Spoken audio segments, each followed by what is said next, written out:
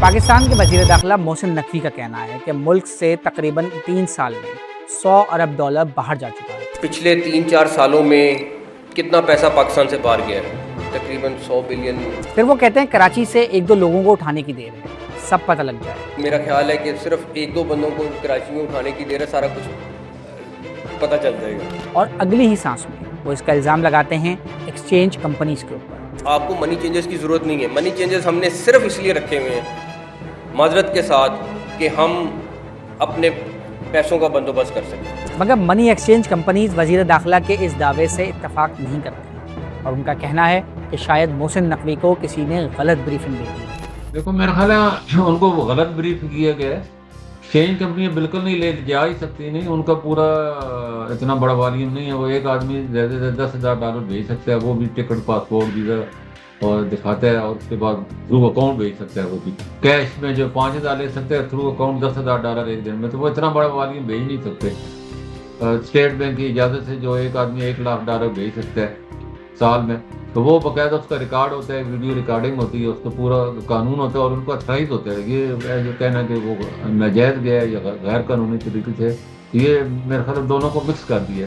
जहाँ तक exchange companies को बंद करने के मोहसिन नकवी के बयान का ताल्लुक है, तो मलिक बोस्तान कहते हैं कि वो मुल्क से बाहर जाने वाले हर किस्म के लोगों को और इसके अलावा तालीमी मकासद के लिए भी अरबों डॉलर देते हैं, और अगर वो ये डॉलर फराहम ना करें तो मुल्क का दिवालिया निकल सकता है। चाहे वो हज पे जा रहा हो, चाहे वो उम्रे पे जा रहा हो, चाहे वो टूरिज्म के लिए जा रहा हो, चाहे वो जॉब के लिए जा रहा हो, तो सारा प्रोवाइड करती हैं। इस तरह एजुकेशन का सारा प्रोवाइड कर रही हैं, इसलिए हेल्थ के लिए सारा एजुकेट कर रही है।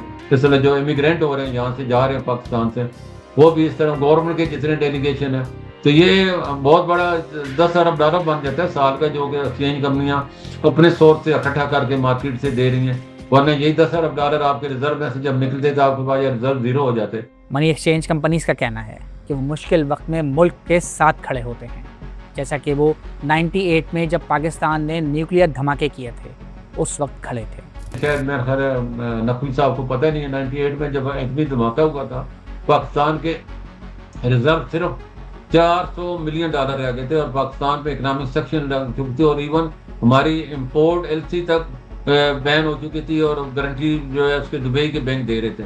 तो उस वक्त मियां नवाज शरीफ जो प्राइम मिनिस्टर थे, उन्होंने मुझे बुलाया, उन्होंने कहा कि आप फॉरेन के सदर हैं और आप फॉरेन एक्सचेंज का काम करते हैं, इस वक्त पाकिस्तान को फॉरेन एक्सचेंज की सख्त ज़रूरत है।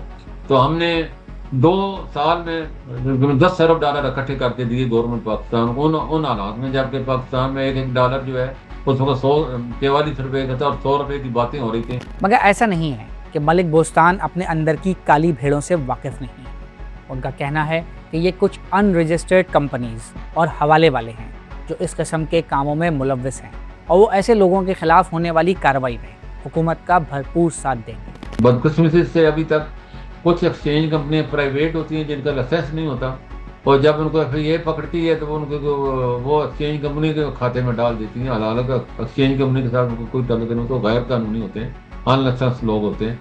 तो वो उन लोगों की बात कर रहे थे, और उन्होंने साथ तमाम एक्सचेंज सेक्टर को बुला लिया। एक्सचेंज कंपनी में बिल्कुल स्टेट बैंक बाकायदा मॉनिटरिंग करता है, और पूरे कौम के जितने भी लॉ एनफोर्समेंट एजेंसियाँ हमारे रास्ते में होती हैं, हमारा उनके साथ पूरा रास्ता होता है। गैर कानूनी मनी एक्सचेंज कंपनीज और हवाला ऑपरेटर्स के खिलाफ की जाने वाली FIA और दीगर हुकूमती इदारों की कार्रवाई में लूप होल की निशानदेही करते हुए मलिक बोस्तान कहते हैं कि FIA को हवाला ऑपरेटर के साथ साथ बेनिफिशरी का नाम भी FIR में दर्ज करना चाहिए, ताकि इन वाइट कॉलर क्रिमिनल्स के खिलाफ भी घेरा तंग किया जा सके। आप किसी भी गैर कानूनी जो फंड ट्रांसफर करता है, चाहे हुंडी वाला है, चाहे हवाले वाला है, चाहे मनी चेंजर है, चाहे एक्सचेंज कंपनी वाला है, उसके साथ जिसके जो बेनिफिशरी है, जिसके नाम पे गया है पैसा, उसका नाम FIR में डालते ही नहीं है। खाली है उसका हवाले वाले का डाल देते हैं, 2-3 पर्चियाँ साथ लगा देते हैं, तो उसकी तो जमानत हो जाती है फौरन, और वो तो कोई फायदा ही नहीं है उसको खिलाफ FIR काटने का। FIR तब काटी जाए जो आदमी पैसे भिजवा रहा है और जो भेजने वाला है, जब इन वाइट कॉलर पे हाथ डालेंगे तो फिर आप मुल्क की खिदमत करेंगे, और मैं समझता हूँ किसी को जरूरत भी नहीं होगी।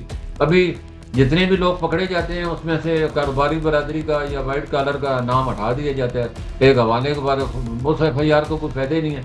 कोई 10,000 FIR काटी, किसी एक आदमी को सजा नहीं हुई। صرف درگزر کرنے کی وجہ سے اور جو صحیح لوگ ہیں ان پہ گربان نہ پکڑنے کی وجہ سے. مزید نیوز اپ ڈیٹس اور ڈیجیٹل سٹوریز کے لیے سبسکرائب کریں ڈان نیوز پاکستان.